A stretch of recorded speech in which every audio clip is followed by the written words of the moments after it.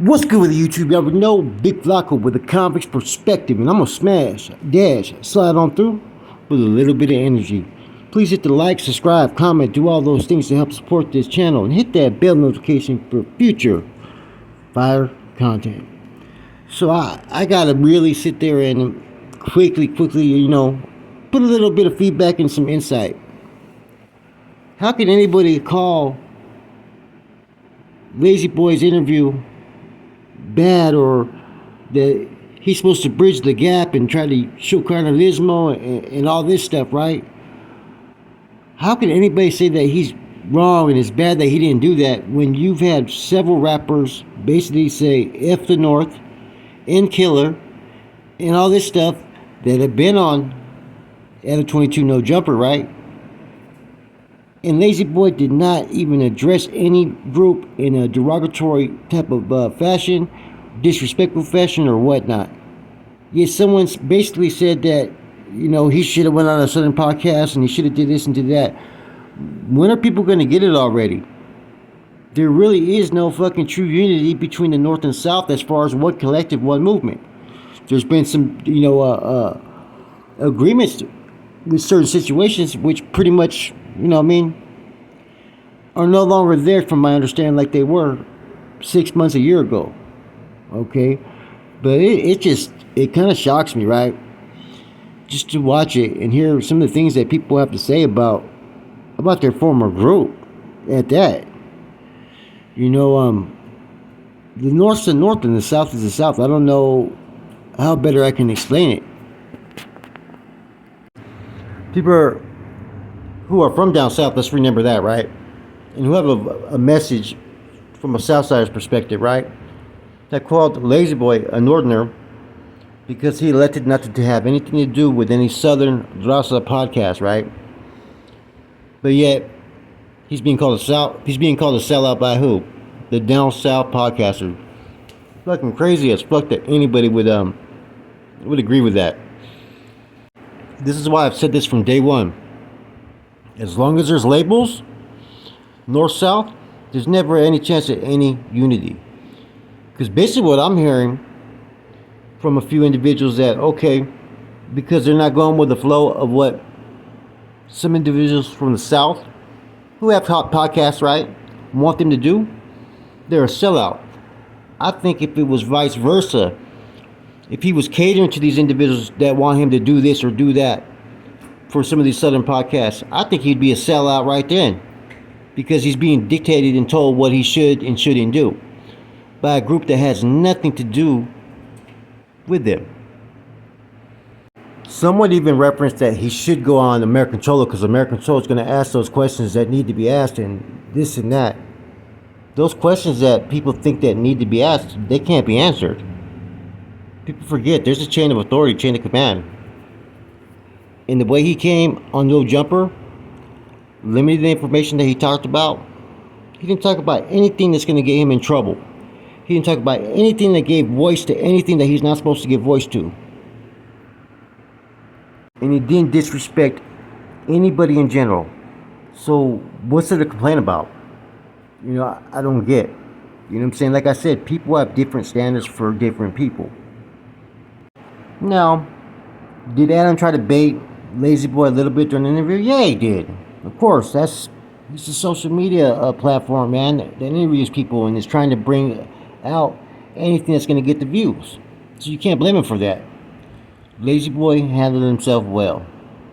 It's just amazing how people's minds work and how they think that certain things should go a certain way or dictate a particular individual's belief, Especially one like Lazy Boy, he's from San Jose. He's from San Jose. Who else is from San Jose? Skip. And we know what Skip's message is. And even though, man, I think he handled himself well. Now, I did a video on this on Comics Reaction where I gave my A+ grade. But, I didn't realize that there were certain individuals or certain channels that felt like, oh, he should have went on a Southern podcast. He's not showing unity. There is no unity. You know what I'm saying? Let's just keep it 100. There's no unity. That's something that people have driven and tried to push that narrative way too far than what it really is.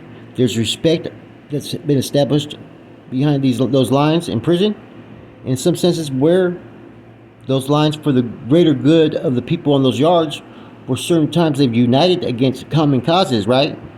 But other than that, man, people are reaching too far in expectations that just really aren't there. Then they say it's a bad thing, right? That how he handled it. Let me ask you this: you had a couple of those cats a couple months ago that were on there saying "F Norte, Norte killer," all this kind of stuff, right? You know, talking about that they wish they were out that way so they could slide through on the op. And you're gonna tell me that's better and more encouraging and more in unity than what Lazy Boy and how he addressed his interview? Come on, man.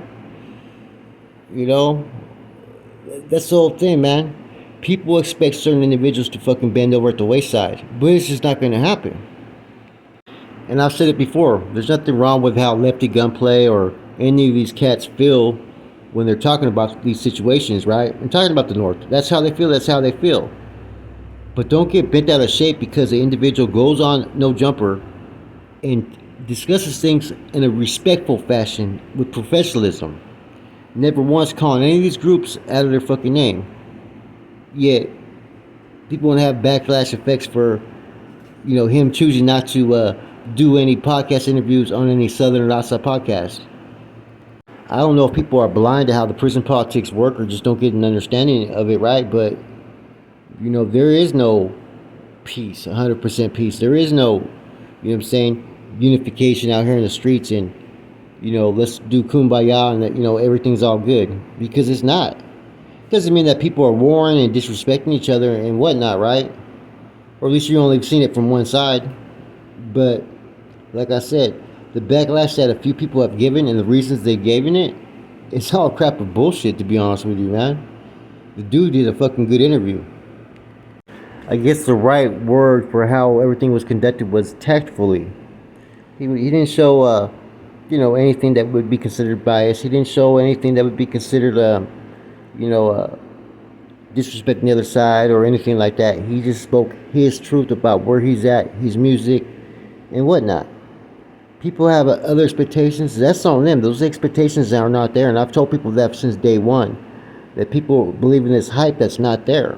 And truth be it, if it was there, this would have already happened a long time ago. There would already be people fucking getting on these Southern podcasts that are rappers from up north and whatnot. But the truth is, nobody has any intentions of doing so. And if any decided to do so, they would be looked at by their own people as sellouts. And that's just the truth of it. Now, unity amongst all groups, man, that'd be a beautiful thing. I think the ability to coexist is real important, and having a little bit of interactions is real key, and respect, right? But long term, the only way you're ever going to see any true sense or form of unity, whether you're from up north or south, is if you get rid of those titles that people attach themselves to. Norteño, Northerner, Sureño, Camarada, and whatnot. And the powers that be that pretty much guide and direct these groups. People forget, labels, they're for jars. They're not for people. Now, I don't know Lazy Boy, right? But I do like the way he handled this interview 100%, man. If you'd have more people from other areas, right? Let's use those labels, right? Who did interviews the same way, there probably would be less tension, less dissension, less animosity, less hostilities when you discuss these individuals. But like I said, until there's certain things that change, I don't know why people are all upset because he didn't go to a podcast down south. If anything, that podcaster's beliefs maybe do not line up with his beliefs. I don't think any Southern podcast, right, is going to have the same beliefs as any active Northerner, period.